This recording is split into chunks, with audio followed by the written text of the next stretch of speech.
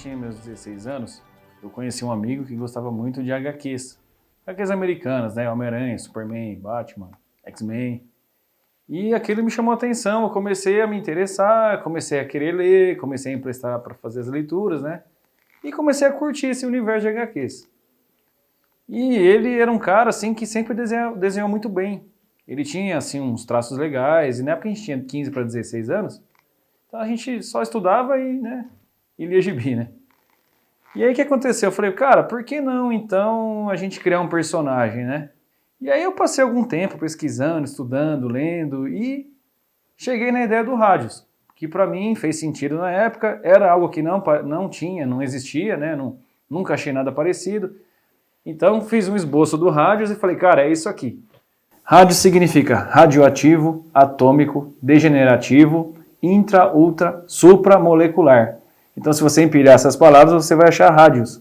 Então, para mim, fez significado dessa forma, o nome Rádios. O Rádios, ele era um personagem normal, um ser humano chamado Lucas Chagas. Lucas até, eu quis homenagear o meu filho hoje, que tem 9 anos. O Lucas Chagas me chamou muita atenção pelo nome dele, né? Essa Chagas é com X, mas é de chagas, de dor, de chagas, né? De feridas, né?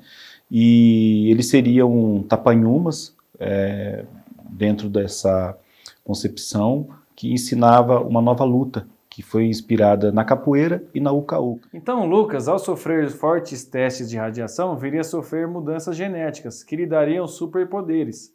E quais são esses superpoderes? Feixes de energia nas mãos, que lhe dariam super força, e a capacidade de criar campo de força, que além de protegê-lo, lhe daria a capacidade de voar. Interessante dizer que ele é um rebelde, né? Pertence aos tapanhumas, e numa missão ele acaba preso e vítima dessa experiência que transformou ele no Rádios, né? Com um outro formato de corpo, e ele poderia estar vivo, mas sem que ele possa estar tocando nas pessoas. Era preciso ter uma roupa especial para que ele se materializasse ali como o personagem Rádios. Então, o que foi pensado? Como esse traje ia conter a energia que ele se transformou, né? Pô, ele virou uma flâmula, um feixe de energia.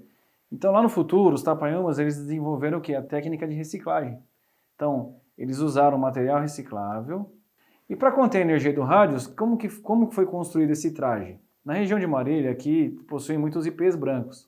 Então, o traje ele é composto de fibra de ipê branco com material reciclado. Né? Então, assim, é um traje feito da fusão desses dois materiais, porque no futuro tem muito lixo.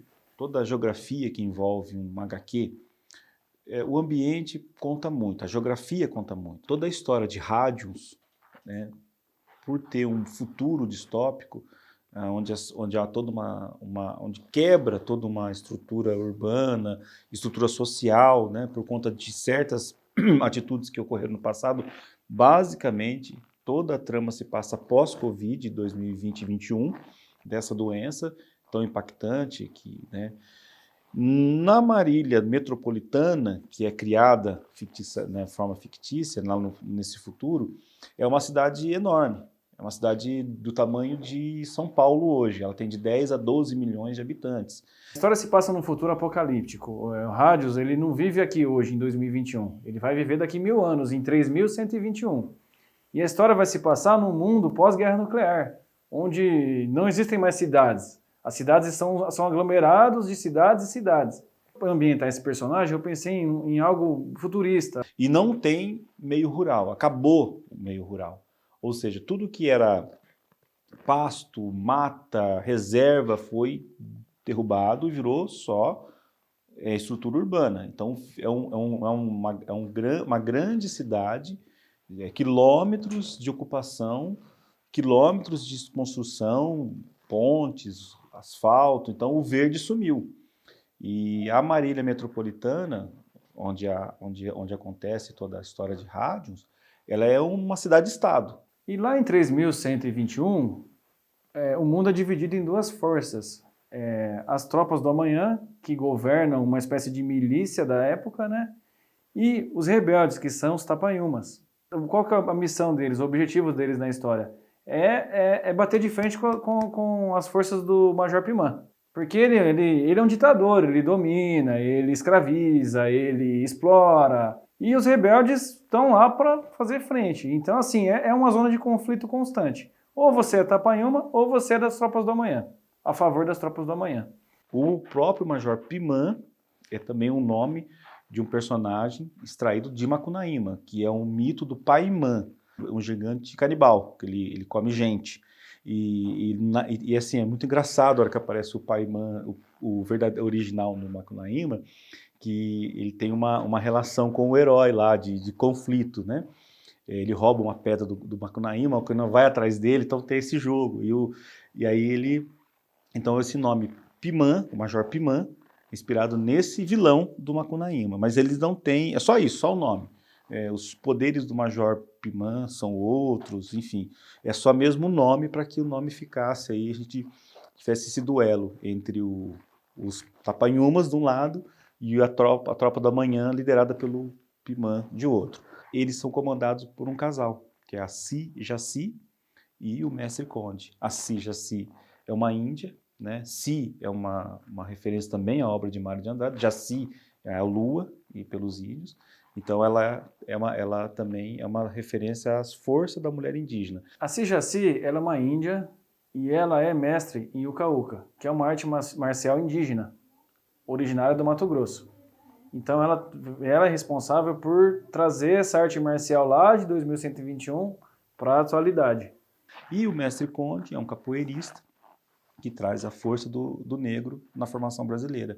Porque o próprio Macunaíma, a obra de Mário de Andrade, trabalha com as três etnias que formaram a brasilidade. Então, o negro, o índio e o branco, né? Então, o rádio, o Lucas Chagas, é o elemento branco da formação brasileira, e aí a Si Jaci, a indígena, e o Mestre Conde, o negro. Então, o Brasil está ali, representado nesses três personagens que fazem os Tapanhumas. E o Conde, ele é mestre capoeirista. Mesma coisa, ele trouxe toda a história da capoeira ao longo desses anos para 3121. E nisso, com a junção do conhecimento da Si Jaci com o do Conde, surge a Uqueria, que são as duas artes marciais que dão origem à Uqueria. E tem o Pituco, que é um cachorro que, por conta de uma situação também envolvendo a radioatividade, ele ganha vida, formato de homem e vira bípede. E ele carrega dentro dele aquela personalidade como ele era quando ele era cachorro, né? Ranhenta, não aceita desaforo, briguentinho, né? Aquela coisa bem de aqueles cachorrinhos que incomoda às vezes, né? Então é mantido isso, né? Até a cena inicial lá, que quando eles sentem a falta do Lucas Chagas, e é ele que vai buscar o Lucas Chagas. Não, meu amigo está sozinho, eu que vou lá. Pituco é um cachorro do futuro, que passou também por modificações genéticas e ele desenvolveu o perfil humanoide. Então ele fala, ele conversa, ele atira, ele briga, ele é mal-humorado. Só que ele manteve a aparência de um cachorro. Então ele é um personagem que até se torna caricato, assim, porque ele vai levar a linha de humor da história. Qual que foi minha ideia em trazer o Pituco para a história? O Pituco é o meu cachorro. Ele hoje existe. Ele é um cachorro de verdade.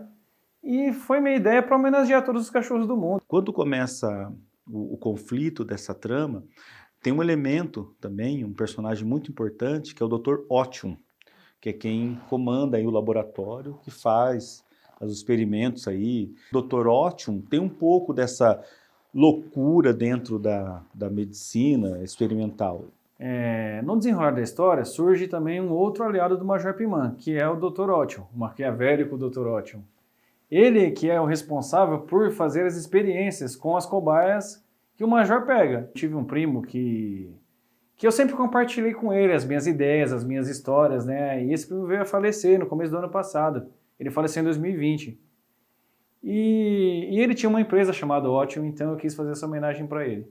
Então por isso Dr. Ótimo, porque meu primo era bem inventivo, ele tinha ideias geniais, ele gostava muito de criar as coisas, inclusive personagens também. Então acho que para mim faz sentido essa homenagem. Que é uma outro personagem vilão do grupo dos Tropas do Amanhã, que é o Plural. Na hora eu falava, aqui precisa entrar então, tem que entrar a junção de dois autores, já falamos de Marão de Andrade, Macunaíma, então tem que entrar Machado de Assis aqui. Então aí foi quando os personagens originais de Plural se tornaram Assis Andrade e Mário Machado. Então, Assis Andrade é especializado, é um personagem, um miliciano da Tropa da Manhã com especialidades bélicas, determinadas especialidades bélicas, e Mário Machado também tem, e os dois acabam se fundindo, né, se unindo num experimento maluco do Dr. Ótimo, e eles se transformam em Plural.